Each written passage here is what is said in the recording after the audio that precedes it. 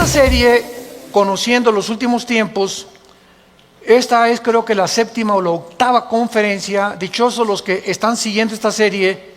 Estamos introduciéndonos en este libro maravilloso, porque no cabe duda que a través de la historia, las preguntas más relevantes que los cristianos han hecho es: ¿cuándo regresa Jesucristo? No sabemos el día, no sabemos la hora, pero sí debemos estar conscientes que tenemos suficiente información para saber los tiempos. En Mateo 16, Jesucristo les dijo a los fariseos: miren el cielo cuando ya se juntan las nubes. Vamos en nuestro vehículo, ¿verdad? Y de repente todo se pone negro. ¿Qué nos indica el cielo? Que no sabemos en 3 minutos o en 5 minutos o en 10 minutos. Lo que sabemos es que va a llover, porque se ha puesto, ¿verdad? Las borrascas de las nubes negras nos indican que va a llover. Así dijo Jesús: cuando veamos las señales que se encuentran claramente en la Biblia, debemos saber que nos encontramos en los últimos tiempos. Y una de las cosas que hemos tratado de demostrar, ahora sí que lo podríamos hacer de una forma dogmática, de una forma clara, sin ninguna duda al respecto, y despejando todas las incógnitas que pueda haber respecto a la escatología o a las profecías bíblicas, es que la historia tiene que durar 6,000 años. Estoy haciendo un repaso rapidísimo de las 7 conferencias que llevamos, o 6 conferencias que llevamos de esta serie. La historia tiene que durar 6,000 años. Muy bien. En la Biblia hay 2 medidas de tiempo de Dios. Uno, la semana de 7 días. Porque en 6 días Dios creó y el 7º descansó. Dios le dio a Israel el 7º día, o el Shabbat, para que ellos recordaran que tenían que trabajar 6 por 1. Trabajo 6 días y descanso un día. 6 días y descanso un día. Este es el reloj cronológico de Dios, no solamente para la historia, sino para nuestra salud. Las personas que no tienen el hábito del día, para nosotros ya no es el sábado, es el domingo para la iglesia, porque la iglesia es diferente a la entidad de Israel. Las personas que no tienen el bendito hábito del domingo, o el día, si tú trabajas en un hotel el domingo, o en tu Uber el domingo, pues el lunes es tu día de descanso. Necesitamos, después de cada 6 días, descansar un día. Y esta es la razón, damas y caballeros, familia de Dios, por la cual la enfermedad número 1 del siglo XXI, de acuerdo a las clínicas más prestigiadas médicas, como la clínica Mayo en Rochester, el Hospital Hopkins de Estados Unidos, las clínicas de Inglaterra, concluyeron hace 3 o 4 años que el factor denominador principal de los problemas mentales y físicos del ser humano en el siglo XXI, ¿cuál creen que es la causa? El estrés. Parece ser que ahorita la mayor parte de la gente está llena de ansiedad. Hay muchísima ansiedad en los seres humanos. Están inciertos del futuro, de si el seguro social, si se muere mi esposo, si se va mi hijo, si se va mi hija, si me deja mi novia o mi novio, o del gobierno. Pero está en una tensión el mundo actualmente de ansiedad, que por las guerras nucleares, las amenazas del petróleo, las amenazas de la caída del peso, en fin, hay cientos de factores que pueden entrar a tu vida y quitarte la paz. La paz es el antídoto de la ansiedad. Y es increíble que hace 2000 años Jesucristo nos haya dado la medicina para el siglo XXI. Mi paz les dejo, mi paz les doy. ¿Qué es esa paz? Es un sentimiento de seguridad, de tranquilidad dentro de mí, en mi alma, que todo está bien. Que hay falsos profetas, falsos predicadores, que se cayó el peso, el dólar, que la revolución. No importa lo que pase a nuestro alrededor, estamos aquí dentro con una seguridad que Dios está al control. ¿Ya oíste esto en el radio, en la televisión? Deja que pase esto en el gobierno, deja que pase esto, deja que pase lo que tenga que pasar en el mundo, va a pasar. Tú ten paz. Estate tranquilo. Porque si no tenemos esa paz y esa tranquilidad en nuestra vida, no es cierto que creemos en Dios. Tu cristianismo es una religión nada más. Sin fe es imposible agradar a Dios. Tú puedes ser muy activo y por acá y por allá, y repartir y hasta hablar de Cristo, lo que tú quieras. Pero si en tu alma tú no eres una persona que tienes paz, que te acuestas y no tienes necesidad de chochos, ni de pastillas, ni de un trago de alcohol para dormirte, o que no te despiertes a las 2 de la mañana como león enjaulado para acá y para allá, y prendes el cigarro, ¿y qué voy a hacer? Si eres una persona que te llamas cristiana y estás experimentando este tipo de vida, no es cierto que crees en Dios. Dice Santiago capítulo 2, tú dices que crees, los demonios también creen y te ganan, porque tiemblan. Pero no basta creer y decir intelectualmente creo que Jesús nació en Belén y creo que leí la palabra de Dios. Demuéstralo, porque es la justificación que se llama, las obras justifican la fe, o sea, las obras no nos salvan, pero tu manera de vivir y de enfrentar la vida demuestra que realmente has nacido de nuevo. Que esa es la fe que salva. Ese estado que tú tienes de tranquilidad, de paz. Se fue mi hija, bueno, ya se fue, mi hijo ya se fue, ya pasó aquello, no lo voy a hacer regresar. Puedo estar como leona enjaulada en la noche. ¿Dónde se fue mi Pepita y mi Chencho? Etcétera, etcétera. Pero tengo paz porque no los puedo controlar yo. Todo está en las manos de Dios Padre, echando toda nuestra ansiedad sobre Él. Señor, vengo a la cruz, ahí está mi hijo, Padre Santo, yo no lo puedo cambiar.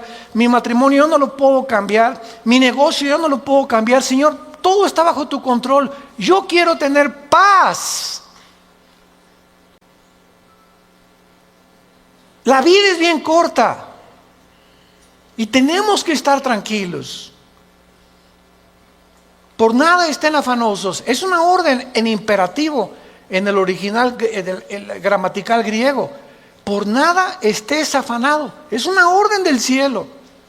Si no sean conocidas tus peticiones delante de Dios, con toda oración y con súplica. ¿Y qué pasa? ¿Qué dice Filipenses 4, 6 y 7? Y la paz de Dios, que sobrepasa todo entendimiento, guardará tus pensamientos y tu corazón en Cristo Jesús. ¿No tienes paz? Porque no te hincas. La paz viene cuando alguien se hinca y en lugar de escaparse por la puerta falsa, no, pues así son todas las mujeres, y no, esto y el otro, y por aquí, por allá, y a ver, compadre, vámonos a la cantina y vamos a ponernos. Y cuando recurrimos a la puerta falsa y sobre todo al alcohol, que el alcohol es el que le abre la puerta al animal que traemos dentro. Cuando tú te pasas de 3, 4 copas de alcohol, le abres la puerta a la jaula, a un animal que traemos dentro, y vas a decir cosas, y vas a pensar cosas, y vas a hacer cosas que nunca hubieras hecho en tus 5 sentidos. Porque el alcohol nubla la razón y el entendimiento. Una muchacha que acepta tomarse 2 copas con su novio, ya perdió. Cuídate cuando tengas un novio que te da alcohol. Porque es la manera más fácil de doblegarte, de debilitar tu voluntad. Y tenemos que estar alertas, sobrios, porque el tiempo se acerca. Muy bien, ya los regañé. Veamos toda la palabra de Dios. Una tercera parte de la Biblia es profecías.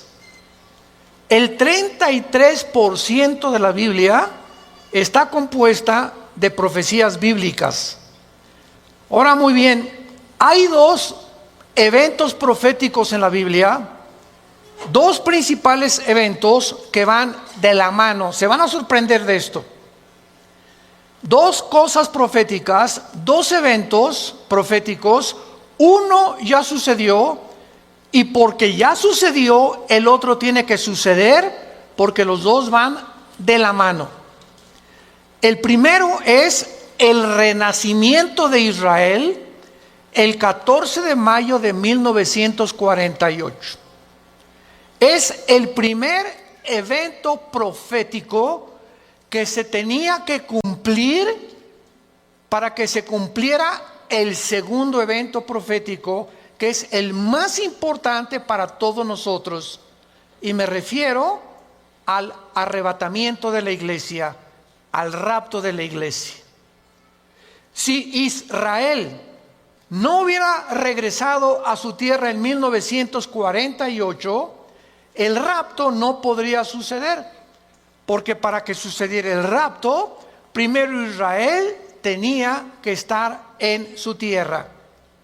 Ahora, ¿por qué estos dos eventos van de la mano? Porque son los dos eventos más milagrosos de los últimos tiempos. ¿En qué sentido? Lo que hace de Israel un evento sin señales es que fue un renacimiento milagroso. En el Antiguo Testamento se sabía que Israel iba a regresar. Ezequiel 37, Amós capítulo 9, Jeremías, etcétera, etcétera. Todos, desde Deuteronomio, Moisés había hablado que Israel iba a ser cautivo en Babilonia. Los asirios se los llevaron hace 2700 años, 100 años después los babilonios. Pero que vendría el tiempo cuando Israel regresaría y resurgiría, renacería, resucitaría como nación. Y este evento estaba profetizado, pero no se sabía ni cómo ni cuándo iba a suceder. Y de repente, de la noche a la mañana, la única nación que ha nacido en un solo día ha sido la nación de Israel. En el capítulo 66 del libro de Isaías, Isaías lo describe con estas palabras precisamente como un milagro. Dice Isaías 66, versículo 8: ¿quién oyó cosa semejante? O sea, ¿quién ha oído jamás que en la historia ha pasado algo similar? ¿Quién vio tal cosa? La respuesta es nadie. ¿Nacerá una nación de una vez? No, esto es imposible. Jamás en la historia una nación ha nacido en un día, ni se ha formado en un día como un estado libre, soberano e independiente. Todas las naciones, como lo vamos a ver, han tenido un desarrollo, un progreso a través de ciertos factores que han tenido que cumplirse para que surja.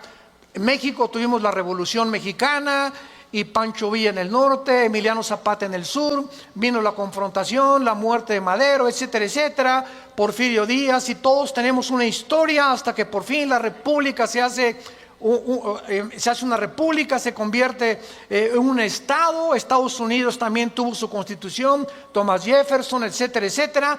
Todas las naciones del mundo han tenido un progreso o un desarrollo para constituirse en lo que son, menos la nación de Israel.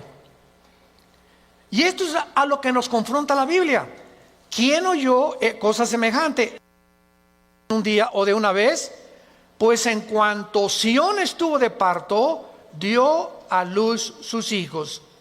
Entonces, es constituido un milagro el regreso de Israel en 1948, porque un milagro es definido como algo que desafía lo natural. Para que sea milagroso, tiene que ser un desafío a las leyes naturales o la capacidad de la comprensión humana. Por eso un milagro se clasifica como milagro cuando desafía lo natural y cuando va más allá de nuestra comprensión.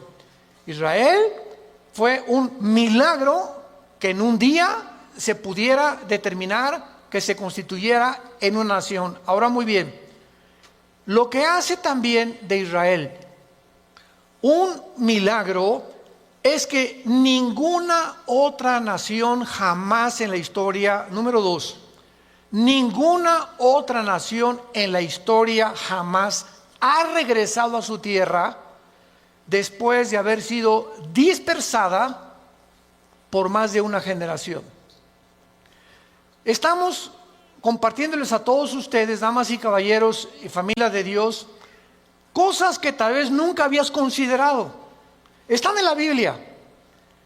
Y lo hemos oído así, pero nunca nos habíamos detenido a considerar estas cosas detenidamente, proféticamente, para poder evaluar el significado tan profundo que tiene a la luz de los tiempos que estamos viviendo. Y esta es la razón de esta serie, Conociendo los Últimos Tiempos, de que comencemos como cristianos a ubicarnos, a examinar las cosas que parecían superficiales desde un punto de vista anteriormente, pero que ahora el Espíritu Santo quiere que nos concentremos y las desenterremos y nos demos cuenta del valor que tienen a los ojos de Dios y a los ojos de tu vida también. Porque ya cuando tú comienzas a evaluar estas cosas, dices, Dios mío, realmente nos queda poco tiempo. Nos queda bien poquito tiempo, tal vez menos tiempo del que queremos nosotros creer que va a suceder. Israel fue sacada de su tierra en el año 70 de nuestra era cristiana. 70 años después de que Cristo muere, viene Roma con el general Tito, y en el año 135, otra vez después, como 40, 50 años después, llegan los romanos por segunda vez, 2 veces, y arrasan completamente Jerusalén. Sacan a todos, a la mayoría de los judíos. Los judíos se van a Rusia, África, México, Guatemala, por todos lados son dispersados, y por casi 2000 años los judíos. En Rusia, pues es lógico que si vas a Rusia y tienes ahí 5 o 10 años y hablas español y no lo practicas, pues hasta el español se te olvida y acabas hablando ruso. Si te vas a Alemania 5, 10, 15 años, 20 años, acabas hablando alemán. Nosotros aquí en Latinoamérica, los mexicanos, cruzamos la frontera con Texas. Mi esposa y yo, que vivimos en Texas desde hace ya como 12 años, nos hemos dado cuenta que el 90% de nuestros paisanos ya se les olvidó el español. O si hablan un español que es mezclado con muchas cosas norteamericanas. Y el fenómeno es muy interesante, ¿verdad? Porque tenemos que comprender esto para ver por qué es este fenómeno. Las familias que cruzan a Estados Unidos no quieren ser identificadas que no sean norteamericanos por el racismo que hay. Entonces, mientras más chiquitos hablen inglés, más rápido creen ellos que los van a considerar parte de la familia norteamericana.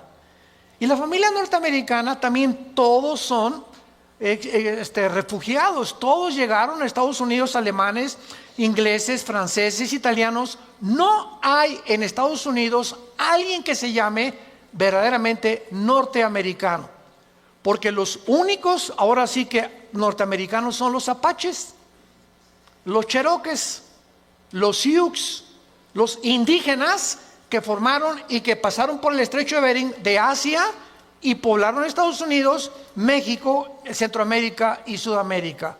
Así fue como todo el mundo indígena de Estados Unidos, Canadá, hasta la Patagonia llegaron, porque todos vienen de Sem, de acuerdo al segundo hijo de Noé.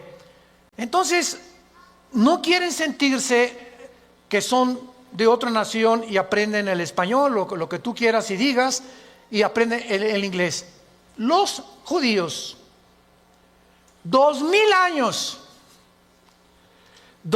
años exiliados en el mundo. Nunca se les olvidó su idioma, nunca fueron absorbidos por ninguna nación, porque acuérdense ustedes que al pasarte a otra nación, te adaptas a la cultura de esa nación, pues para desarrollarte mejor socialmente también, más rápido aprendes sus historias, su cultura, etcétera, etcétera, porque es lo que nuestros hijos van a aprender también. Pero los judíos, en cualquier lugar a donde fueron del mundo, jamás olvidaron su religión, su adoración, ni su idioma. Y cuando las Naciones Unidas, por fin, sacan del Medio Oriente a los ingleses, en 1923, el general Allenby llega a Jerusalén y saca a los últimos musulmanes, que era el imperio turco, otomán turco. Se declara a Israel el 14 de mayo de 1948 el Estado libre, soberano e independiente en un solo día. A las 5:30 de la mañana nombran a David Ben Gurión el primer ministro de Israel, y ante los ojos del mundo entero, después de la masacre de los nazis, se dan cuenta que ellos tenían el deber y la calidad moral para regresar a vivir a su tierra. Y esto es maravilloso porque cuando llegan ellos a Israel el 14 de mayo de 1948, lo vamos a ver más adelante. Estoy dándoles una síntesis rápida. ¿Por qué 1948? ¿Acaso Dios tiene coincidencias o cayó de chiripazo que fuera en el 48? ¿Por qué no en el 47? ¿O por qué no en el 49? Cada fecha que Dios tiene en la Biblia es significativo. Escuchen esto. De Adán a Abraham, 1948 años. Abraham es el padre de la nación judía. De Adán a Abraham, Abraham nació en el año 1948 desde Adán. De Cristo al nacimiento de Israel, 1948 años. ¿Ustedes creen que son coincidencias? Esto es impresionante. Tanto el padre que funda Israel como la fundación final de Israel es exactamente en los 1948 años que Dios había determinado que esto sucediera. Entonces, todos estos factores que estamos analizando, nos damos cuenta que es algo que tenía que cumplirse. Y para terminar con esto, en el libro de Amós, capítulo 9, hace 2600 años, señores ateos, agnósticos, escépticos, la Biblia está llena de fantasías y que leyendas, etcétera, etcétera. No hay un solo escritor, un solo pensador, un solo filósofo, alguna persona pseudocientífica o científica que se haya atrevido a decir: la Biblia tiene errores, sin haberlos él comprobado. Lo que tú oyes en tu escuela, Adán y Eva fueron leyendas, esto es leyenda, muchas contradicciones. Toda la gente que tú oigas hablar, o en tu familia o amistades de la Biblia, ¿sabes por qué dicen lo que dicen? Porque si una mentira se repite 100 años, se acaba aceptando como una verdad. Les voy a dar un ejemplo para no ir tan lejos. Hace algunos meses o algunos años se llegó a comenzar a propagar que la Tierra es plana, y comenzaron a bombardear las redes sociales que la Tierra es plana, que la NASA engañó y que había pruebas y por aquí, por allá, y nos comenzaron a dar a mí. Yo dije: ¿están fumando marihuana ahora ya todos? ¿Cómo es posible? Y llegaron tengo amigos míos que llegaron preparados. Oye, hermano, es que es verdad, nos engañaron. Le digo, mira, por el amor de Dios, simplemente ve un eclipse lunar. Ve un eclipse lunar nada más para comprobar que la Tierra no es plana. Ahora pregúntale a cualquier piloto, pregúntale a cualquier astronauta. Las fotos que se han tomado desde Marte, desde Luna, son falsificadas. ¿Quién lo dijo eso? La revista El Calimán. Increíble. Pero vean cómo llegamos a aceptar cosas que son científicas. Ya no digamos del carácter espiritual o filosófico religioso. Cosas que son científicas. Llegamos a atacarlas y a tratar de cambiar para poder introducir mentiras. Y sabemos quién es el padre de la mentira. Juan 8:44, Satanás. Llegar a confundir completamente las mentes. Y en un momento con los estudiantes ya de secundaria, pues ¿qué es verdad entonces? Lo que nos enseña, lo que no nos ha enseñado. Ahora, con que la tierra es plana, ¿será cierto? ¿Será melón, será sandía? ¿Será, ya sabes? Ese es el mundo en que vivimos. En Amós 9, versículo 14 y 15, hace 2600 años. ¿Hace cuánto? 2600 años se escribió esta profecía. Y si trajiste tu Biblia, ahí apúntale en tu Biblia, junto 14 de mayo de 1948. Y traeré del cautiverio a mi pueblo Israel. La primera profecía es que ellos no se iban a quedar exiliados durante toda su vida. Llegaría el momento, sin decir cuándo, ni cómo, ni dónde, que Israel regresaría a otra vez recobrar su identidad como nación. Número 2. Vean todas las profecías en 2 versículos. Número 2. Cuando llegaran iban a edificar las ciudades asoladas y las iban a habitar, a plantar viñas y beber el vino de ellas, a hacer huertos y comer el fruto de ellos. En segundo lugar, cuando Israel regresó en 1948, no había un solo árbol. Un solo árbol no había en Israel, era un desierto. ¿Cómo puedes tú hacer que prospere la tierra y produzca vegetación en un desierto? Pero la Biblia dice que cuando ellos regresaran, iban a comenzar a levantar ciudades y a plantar árboles. En 1950 y 52, 2 o 3 años después de que Israel regresó, plantaron 6 millones de olivos. En la obra de la ingeniería hidráulica más portentosa del siglo XX, escuchen, desde la última de las maravillas del mundo, los jardines colgantes de Babilonia, del rey Nabucodonosor, hasta 1950, nunca había habido una obra tan portentosa que era casi, nadie se podía imaginar que se podía lograr. Lo hicieron los judíos para que se cumpliera la segunda profecía. Ahorita hay más de 12 millones de árboles plantados en Israel. Impresionante.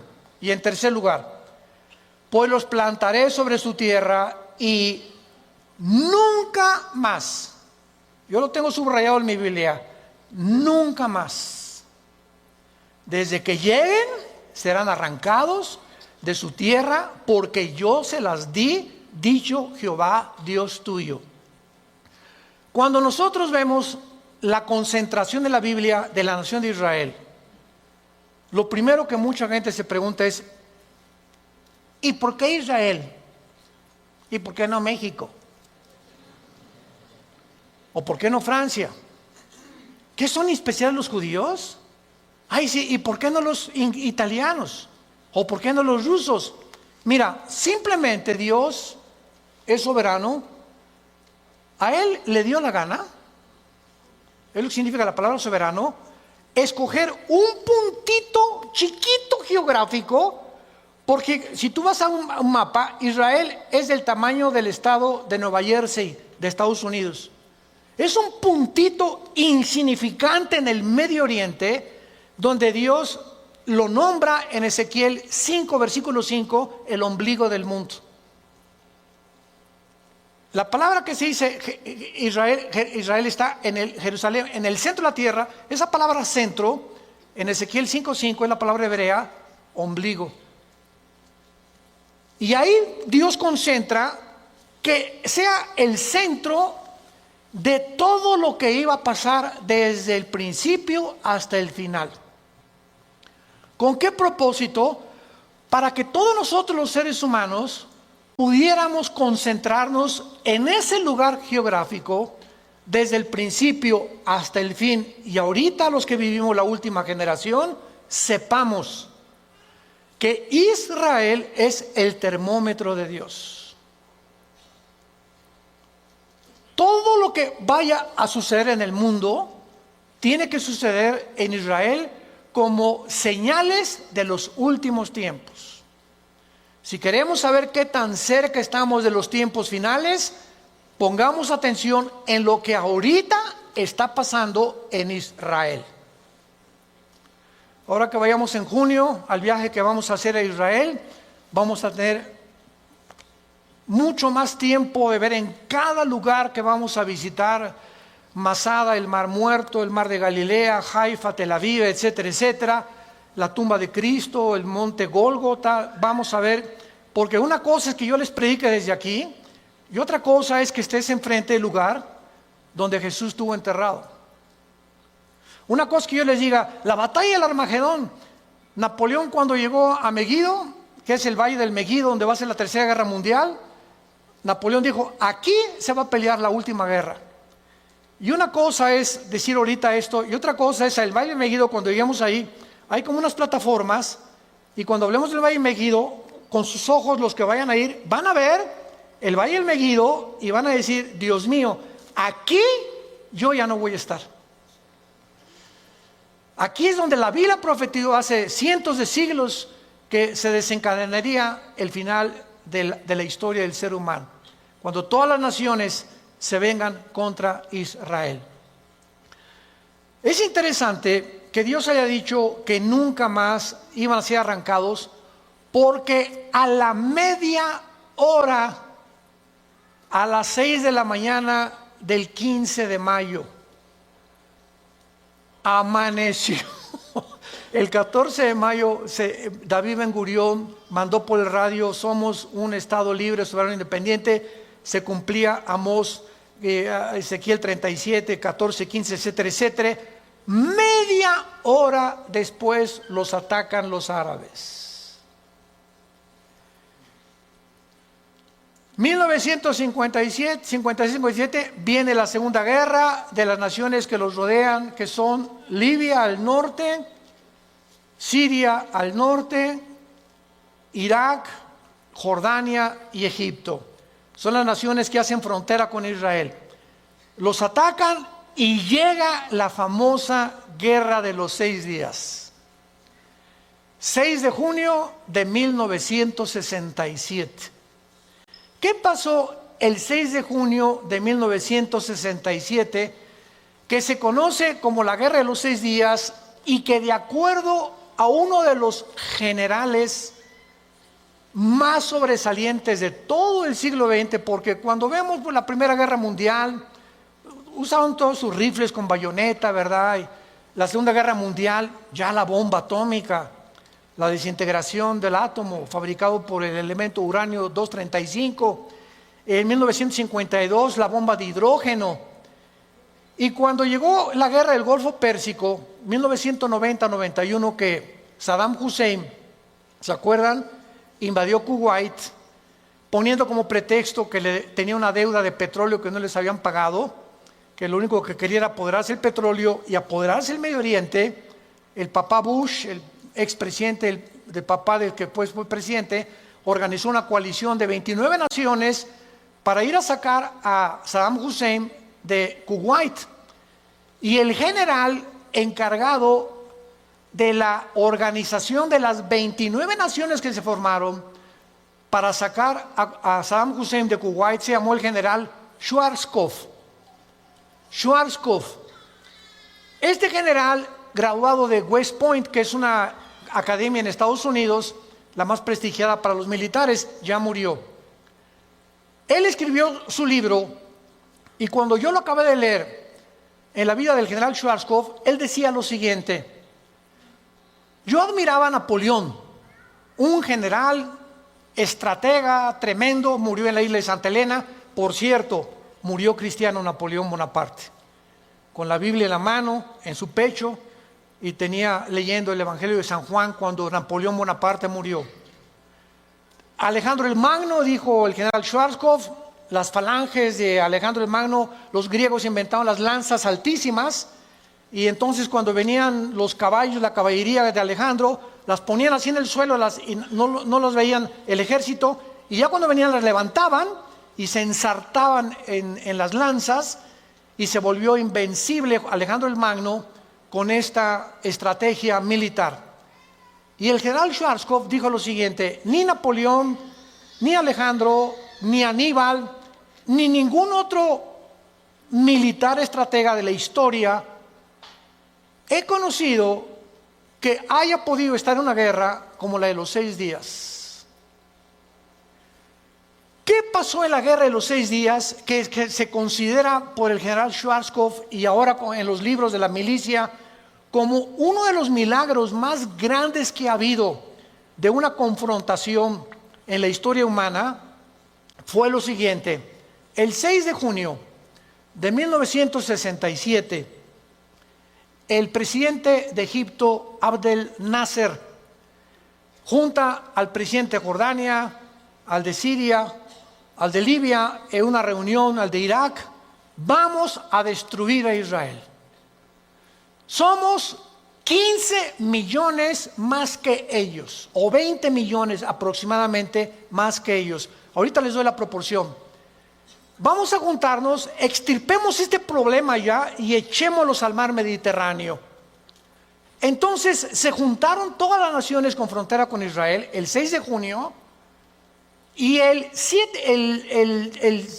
día 7 de junio un sargento israelí intercepta a un mensaje de un sargento iraquí de un tanque de guerra preparando la invasión contra Israel. Israel, desde entonces hasta nuestros días, escuchen, no hay aviación más poderosa que la que tienen los judíos actualmente. Son los mejores pilotos del mundo, más que los norteamericanos en los F-16, F-15, más que los MiG rusos, más que los aviones ingleses. No hay nadie ahorita en el siglo XXI que tenga una fuerza aérea tan poderosa como los judíos. En 1967 no tenían los F-35 que tienen ahorita. Imagínense nada más, que ya son unos superaviones de combate. Vamos a Israel y vamos a ir, están las 24 horas patrullando el espacio aéreo. Las 24 horas. ¿Y dónde creen que tienen los aeropuertos? No va a ser en Tel Aviv, ahí vamos a aterrizar, ahí aterrizan todos los vuelos internacionales, los tienen debajo de la tierra. Hay por todo Israel túneles impresionantes de donde salen los aviones, y los cierran y los tapan, los camuflajean. Bueno, 6, 7. El 8 de junio los pilotos judíos se suben a 6 aviones. Y a las 5 de la mañana, cuando los egipcios estaban dormidos, y los jordanos estaban dormidos, y los sirios estaban dormidos, en los 6 aviones los judíos destrozan toda la aviación de Egipto, la aviación de Jordania, la aviación de Siria, en menos de 1 hora. Una vez que acaban completamente con toda la aviación de todos sus enemigos en un día, Desde arriba del aire, ahora ellos controlan el aire. Y el que controla el aire, controla la guerra. ¿Hay alguna relación espiritual? Cuando usamos la oración, que es desde el aire, controlamos la tierra. Cuando tú oras, te elevas a la dimensión espiritual para que tu hijo sea protegido, para que tu matrimonio sea protegido. Bueno, esto solamente es una similitud que quiero usar, ¿verdad? Pero una vez que dominamos el aire, podemos dominar la tierra, porque en todo hay enseñanzas espirituales. Entonces los judíos destrozan completamente toda la artillería, para no hacérselas más largo. El sexto día de la guerra, los judíos habían entrado a la península del Sinaí. Habían llegado a las colinas del Golán, que es la frontera con Siria, al norte del mar de Galilea. Toda la franja de Gaza era de ellos, y el banco oriental, donde es ahorita Jericó, lo que es Judea en el Antiguo Testamento. El sexto día, la Liga de Naciones, en aquel tiempo que se convirtió en las Naciones Unidas, le mandó un recado al general Moshe Dayan, porque también llegaron por primera vez en 2000 años a la ciudad de Jerusalén. Reconquistaban la ciudad de Jerusalén y le dijeron al general Moshe Dayan: ya párale, deténganse, porque si no va a haber un conflicto mucho mayor. ¿Saben por qué terminó la guerra en 6 días? Porque el séptimo tenían que descansar.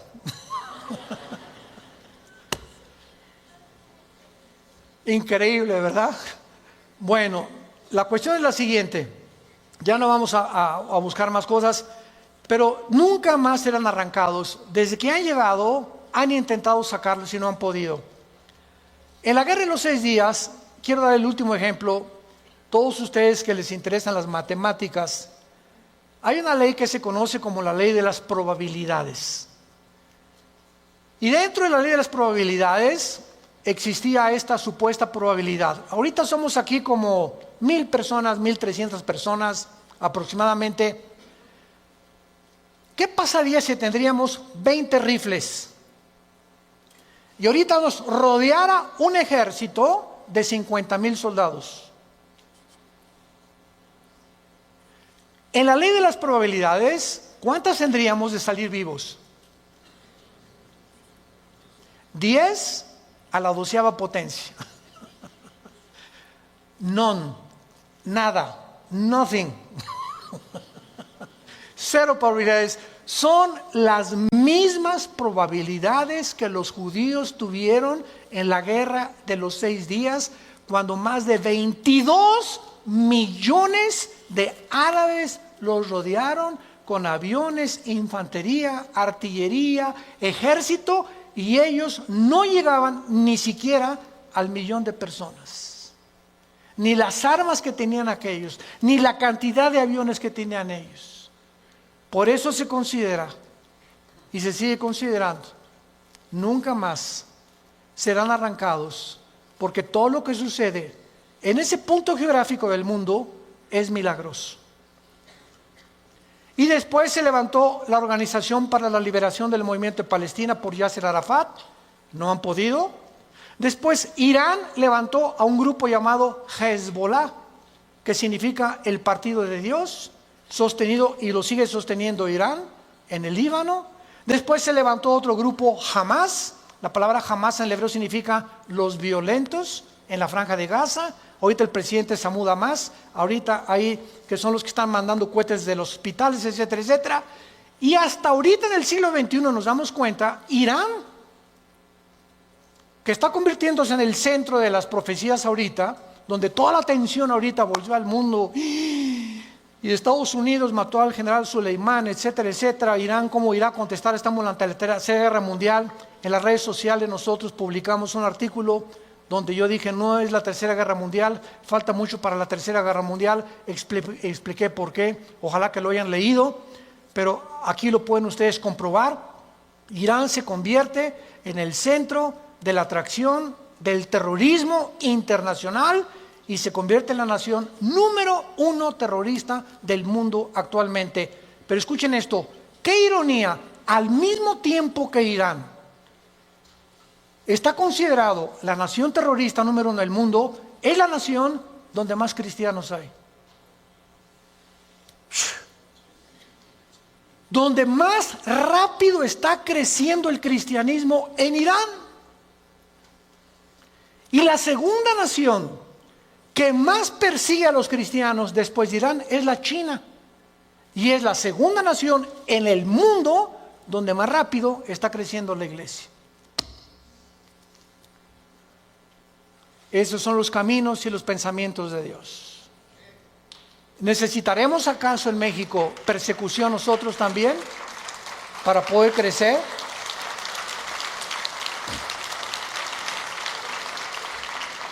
Ahora, de acuerdo a las profecías bíblicas, que ya no quiero adentrarme más, lo vamos a seguir viendo en esta serie, en Jeremías 49, del 32 en adelante, hace 2500 años, el profeta anunció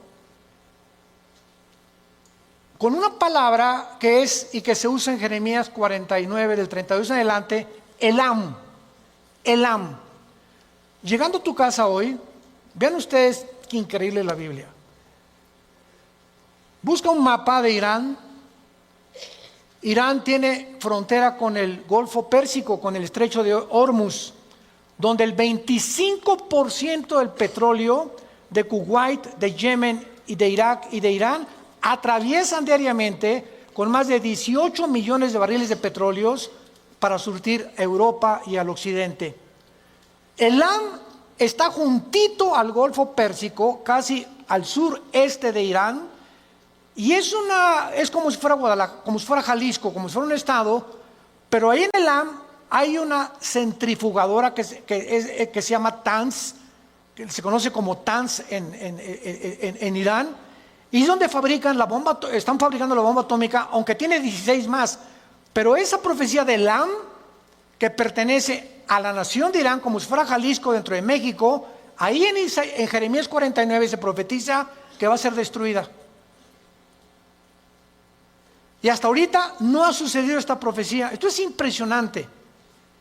¿Qué va a pasar? O la aviación de Israel va a bombardear esta centrifugadora en Elam, o Estados Unidos, pero algo va a suceder en los próximos meses en Irán. No lo sabemos, pero bíblicamente Irán va a sobrevivir. ¿Por qué? Porque en Ezequiel 38 y 39, en el Antiguo Testamento, es la última profecía en el Antiguo Testamento de la invasión de Rusia. Irán aparece en la Biblia. ¿Con qué nombre creen que aparece Irán en la Biblia? Con el nombre de Persia, porque en 1935 se le cambió el nombre a Irán.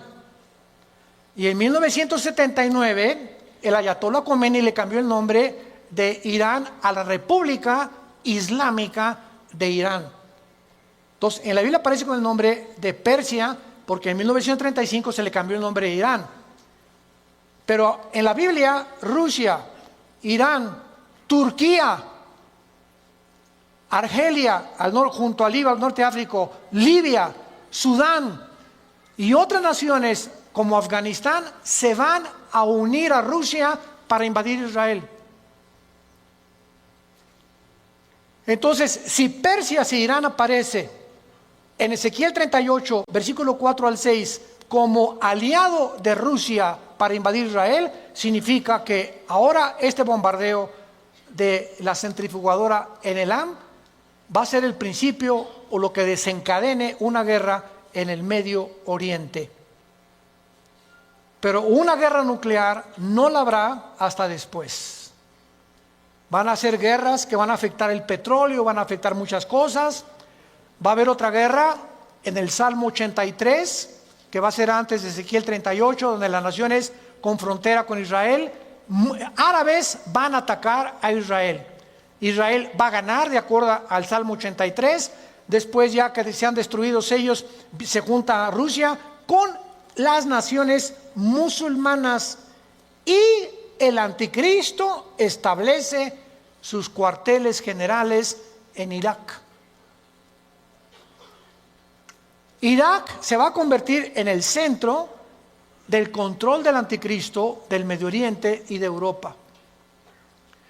Y después dice Daniel 11:45 en adelante, que entonces el anticristo cambia sus cuarteles a Jerusalén.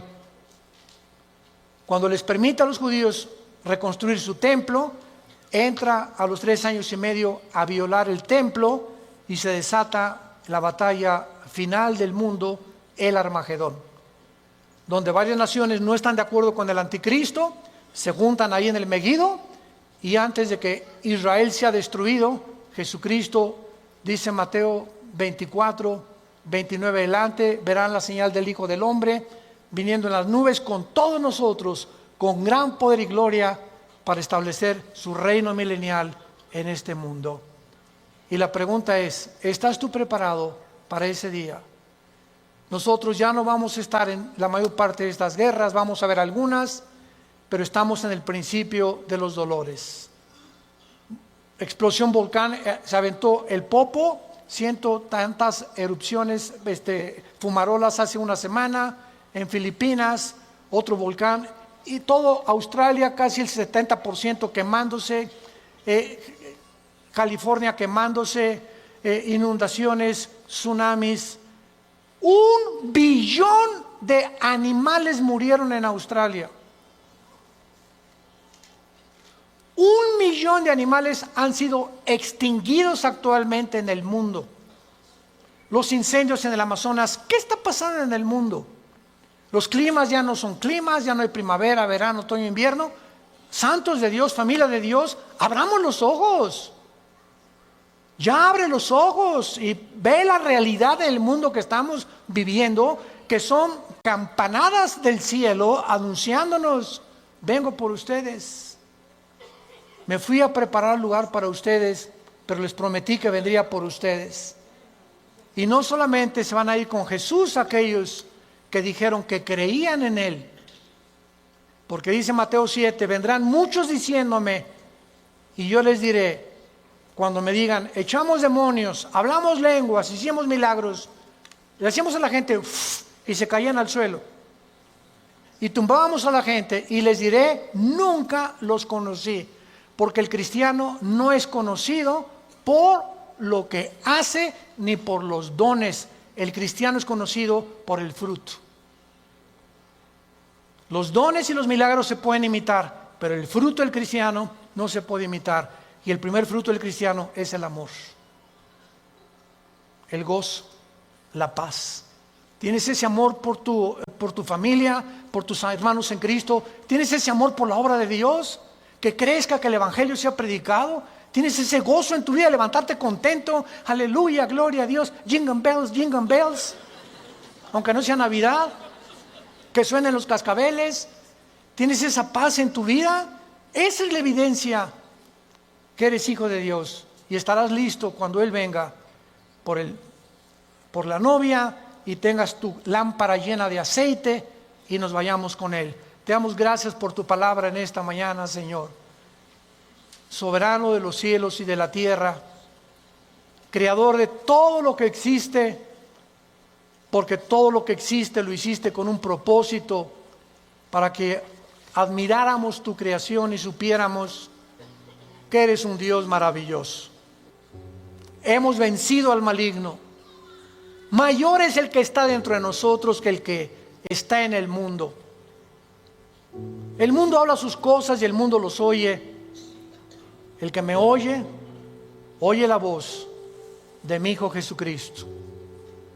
Muchos de ustedes les invitamos en este momento a abrir sus vidas, su corazón, a la persona del Hijo de Dios, a Jesucristo. Si no lo tienes en tu vida, si tú no estás seguro de tener a Cristo en tu vida, dile estas palabras con todo tu corazón: Señor mío y Dios mío, te pido perdón por mi vida, por mis pecados. Y creo que en esa cruz pagaste con tu sangre por ellos.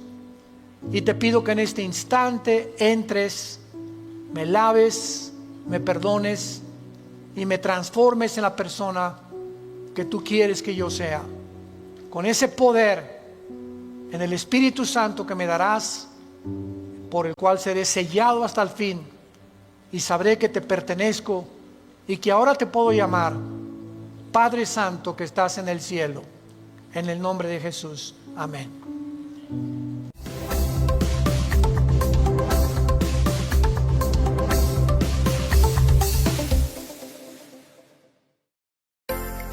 Vida Nueva para el Mundo se sostiene y propaga el mensaje de salvación de Jesucristo gracias a Dios y a tus donativos. Llevemos juntos el Evangelio de Jesucristo al mundo entero.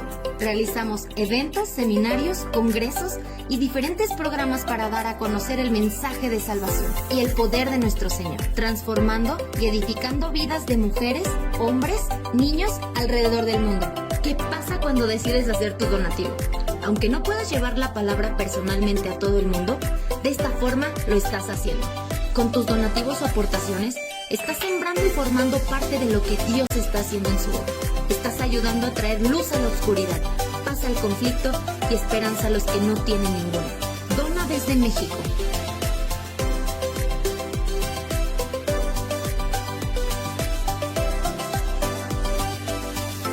Dona desde Estados Unidos.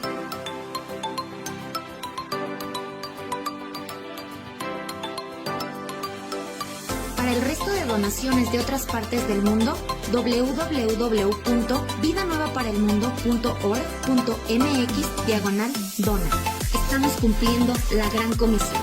Por tanto, vayan y hagan discípulos a todas las naciones, bautizándolos en el nombre del Padre, del Hijo y del Espíritu Santo, enseñándoles que guarden todas las cosas que les he mandado.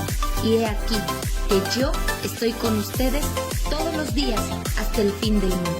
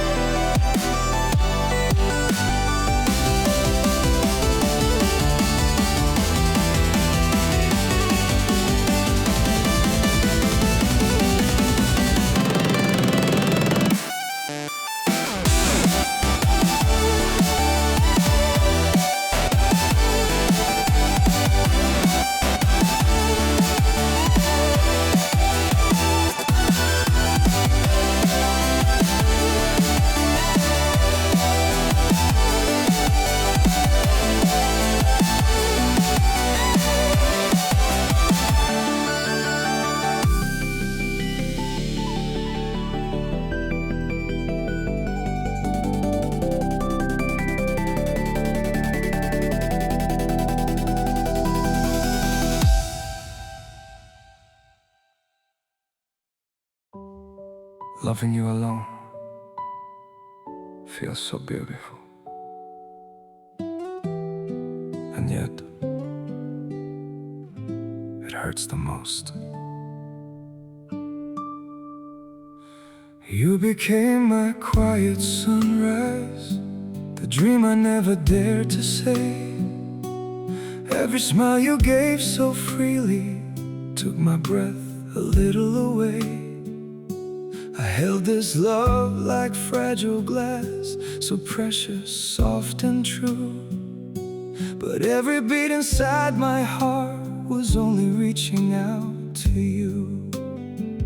Unspoken love is sweet and painful, like honey mixed with rain. A tender hope I hold so tightly, while it slowly breaks me. Loving you from just one side now leaves my soul in silent blue.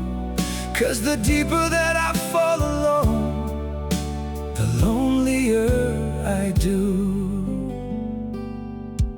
I can't blame my heart for choosing someone it could never keep. So I smile through hidden heartache and love you quietly. Unspoken love is sweet and painful, like honey mixed with rain. A tender hope I hold so tightly, while it slowly breaks me. Loving you from just one side now leaves my soul in silent blue. 'Cause the deeper that I fall alone, the lonelier I do.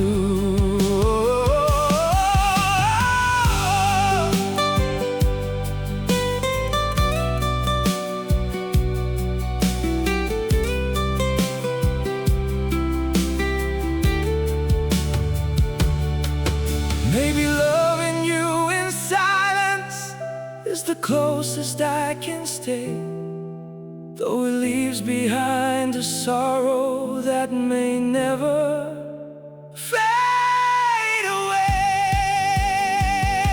Unspoken love is sweet and painful, like honey mixed with rain. A tender hope I hold so tightly, while it slowly breaks me. Loving you from just one side now leaves my soul in silent blue. 'Cause the deeper that I fall alone, the